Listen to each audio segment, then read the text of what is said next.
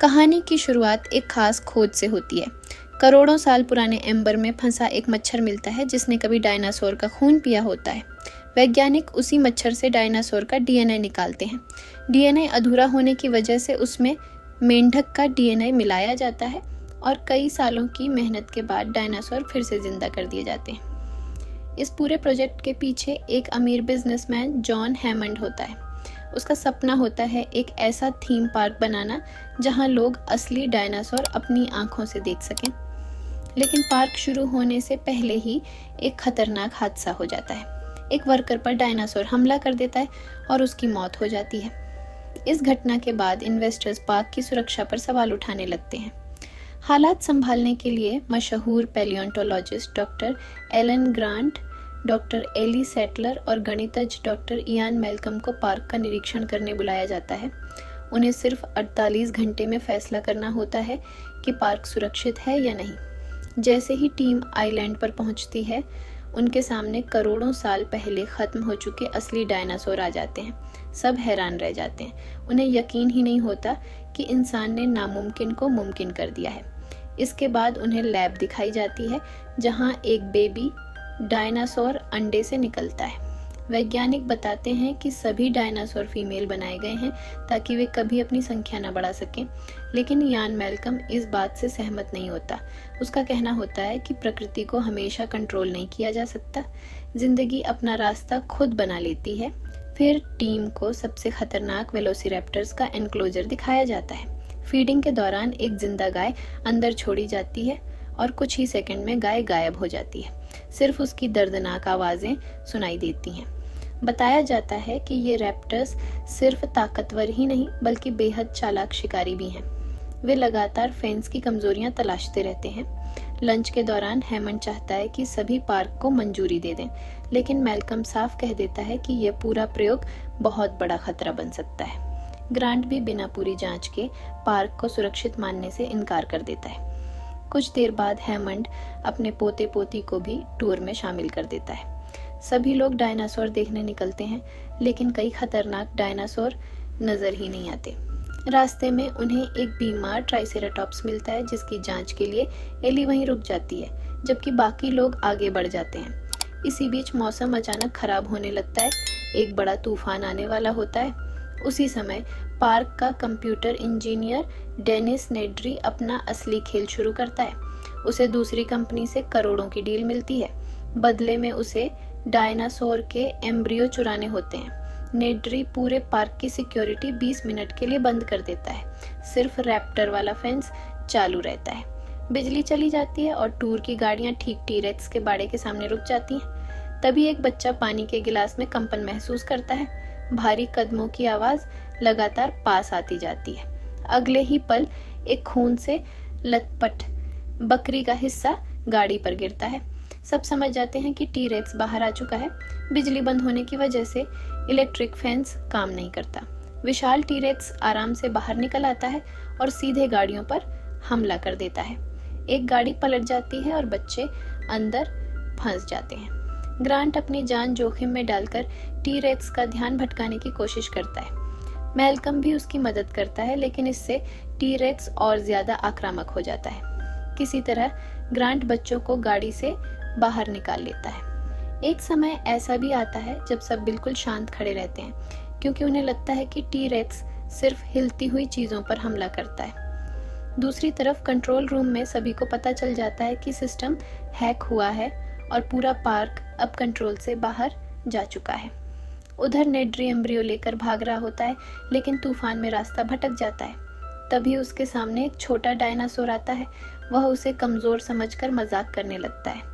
अगले ही पल वह डायनासोर उसके चेहरे पर हमला कर देता है और कुछ ही सेकंड में नेड्री की मौत हो जाती है।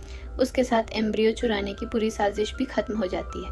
दूसरी तरफ एली और गेम वार्डन रॉबर्ट मुल्डून घायल मेलकम को ढूंढ लेते हैं। वे उसे बचाकर वापस ले जाने की कोशिश करते हैं, लेकिन टी-रेक्स फिर से उनके पीछे पड़ जाता है। किसी तरह वे वहां से निकलने में कामयाब होते हैं। ग्रांट दोनों बच्चों को लेकर जंगल में छिप जाता है। रात पेड़ पर ही गुजरती है। अगली सुबह उन्हें टूटे हुए डायनासोर के अंडे मिलते हैं। ये देखकर ग्रांट समझ जाता है कि डायनासोर खुद से बच्चे पैदा कर रहे हैं। सबसे बड़ा झटका तब लगता है जब पता चलता है कि मेंढक के डीएनए की वजह से कुछ डायनासोर अपना जेंडर बदल चुके हैं, यानी वैज्ञानिकों का बनाया पूरा कंट्रोल सिस्टम फेल हो चुका है। अब यह साफ हो जाता है कि प्रकृति इंसानों के बनाए नियम नहीं मानती। उधर पार्क का सिस्टम दोबारा चालू करने का फैसला लिया जाता है, लेकिन बिजली मैन्युअली ऑन करनी पड़ती है। पार्क का चीफ इंजीनियर खुद पावर स्टेशन जाता है, लेकिन काफी देर तक वापस नहीं लौटता। एली और मुल्डून उसे ढूंढने निकलते हैं। रास्ते में उन्हें पता चलता है कि वेलोसिरैप्टर्स अपने बाड़े से निकल चुके हैं। मुल्डून समझ जाता है कि अब सबसे बड़ा खतरा यही है। वह एली को आगे भेज देता है और खुद रैप्टर्स को रोकने की कोशिश करता है, लेकिन रैप्टर्स उसकी हर चाल पहले से समझ चुके होते हैं। एक रैप्टर सामने से ध्यान भटकाता है, जबकि दूसरा पीछे से हमला कर देता है। कुछ ही पलों में मुल्डून उनका शिकार बन जाता है।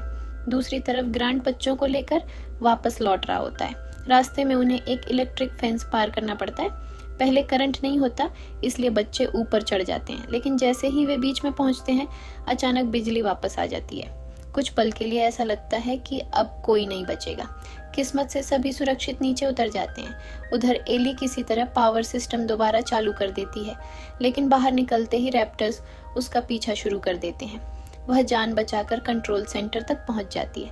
इसी बीच ग्रांट बच्चों को लेकर विजिटर सेंटर लौटता है। उन्हें थोड़ी देर आराम करने के लिए छोड़कर वह बाकी लोगों को ढूंढने निकल जाता है। तभी एक वेलोसिरैप्टर चुपचाप किचन में घुस जाता है। दोनों बच्चे डरकर अंदर छिप जाते हैं। कुछ ही सेकंड में दूसरा रैप्टर भी वहां पहुंच जाता है। अब पूरा किचन मौत का खेल बन जाता है। दोनों बच्चे कभी टेबल के नीचे, कभी अलमारियों के पीछे छिपते हैं। एक छोटी सी आवाज भी उनकी जान ले सकती है। आखिरकार लड़की अपनी समझदारी से बर्तनों की आवाज करके रैप्टर्स का ध्यान भटकाती है और दोनों किसी तरह वहां से बाहर निकल जाते हैं। उसी समय ग्रांट और एली भी वहां पहुंच जाते हैं। सभी लोग कंट्रोल रूम की तरफ दौड़ते हैं, लेकिन रैप्टर्स लगातार उनके पीछे लगे रहते हैं। कंट्रोल रूम का दरवाजा कंप्यूटर से लॉक करना पड़ता है। ग्रांट और एली रैप्टर्स को रोकने की कोशिश करते हैं, जबकि छोटी लड़की कंप्यूटर सिस्टम चालू करके सही समय पर दरवाजा बंद कर देती है। बस एक पल की देरी होती तो सब खत्म हो जाता, लेकिन खतरा यहीं नहीं रुकता। रैप्टर्स शीशा तोड़कर अंदर घुस आते हैं। सभी लोग वेंटिलेशन शाफ्ट के रास्ते भागते हैं। रैप्टर्स उनकी गंध सूंघकर पीछा करते रहते हैं। आखिरकार सब एक बड़े हॉल में पहुंचते हैं, जहां डायनासोर के विशाल कंकाल लगे होते हैं। रैप्टर्स भी वहीं पहुंच जाते हैं। अब बचने का कोई रास्ता नजर नहीं आता। तभी अचानक टी-रेक्स वहां आ जाता है और सीधे रैप्टर्स पर हमला कर देता है। दोनों खतरनाक शिकारी आपस में भिड़ जाते हैं। इसी अफरा तफरी का फायदा उठाकर ग्रांट, एली, बच्चे और हैमंड बाहर निकल जाते हैं। कुछ ही देर बाद हेलीकॉप्टर उन्हें वहां से सुरक्षित निकाल लेता है। लगता है कि सब खत्म हो गया है, लेकिन कुछ साल बाद कहानी एक नए आइलैंड इसला सोरना पर पहुंचती है। यहाँ डायनासोर बिना किसी कंट्रोल के खुले घूम रहे होते हैं। एक छोटी लड़की खेलते खेलते जंगल में चली जाती है। वहाँ छोटे छोटे डायनासोर पहले दोस्ताना व्यवहार करते हैं, लेकिन अचानक झुंड बनाकर उस पर हमला कर देते हैं। दूसरी तरफ डॉक्टर यान मैल्कम को जॉन हैमंड बुलाता है। वह बताता है कि जुरासिक पार्क बंद होने के बाद भी एक दूसरा आइलैंड मौजूद है, जहां सभी डायनासोर आज भी जिंदा हैं, लेकिन अब एक नई कंपनी उन्हें पकड़कर नया पार्क बनाना चाहती है। हैमंड चाहता है कि मैल्कम वहां जाकर दुनिया को सच दिखाए। पहले वह मना कर देता है, लेकिन जब उसे पता चलता है कि उसकी गर्लफ्रेंड सारा पहले ही वहां पहुंच चुकी है, तो वह मिशन स्वीकार कर लेता है। मैल्कम अपनी टीम के साथ आइलैंड पहुंचता है। वहां उसकी मुलाकात सारा से होती है, जो डायनासोर पर रिसर्च कर रही होती है। वह बताती है कि यहाँ का पूरा इकोसिस्टम अब अपने आप चल रहा है। इसी दौरान दूसरी टीम भी आ जाती है। उसका लीडर पीटर लडलो होता है। उसके साथ मशहूर शिकारी रोलैंड भी होता है।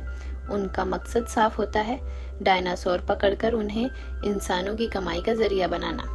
रोलैंड की टीम कई डायनासोर पकड़ लेती है। तभी उन्हें एक बेबी टी-रेक्स मिलता है। वे उसे बेहोश करके अपने साथ ले जाते हैं। मैल्कम समझ जाता है कि अब बड़ी मुसीबत आने वाली है। निक और सारा चुपके से कैंप में घुसकर सभी कैद डायनासोर को आज़ाद कर देते हैं। अगले ही पल पूरा कैंप तबाही में बदल जाता है। डायनासोर हर तरफ हमला शुरू कर देते हैं और लोग जान बचाकर भागने लगते हैं। इसी दौरान सारा घायल बेबी टी-रेक्स का इलाज करने लगती है।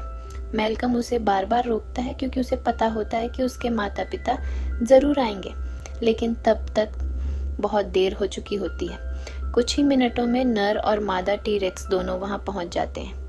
वे अपने बच्चे को देखकर बुरी तरह गुस्से में आ जाते हैं और पूरी वैन को खाई में धकेलना शुरू कर देते हैं।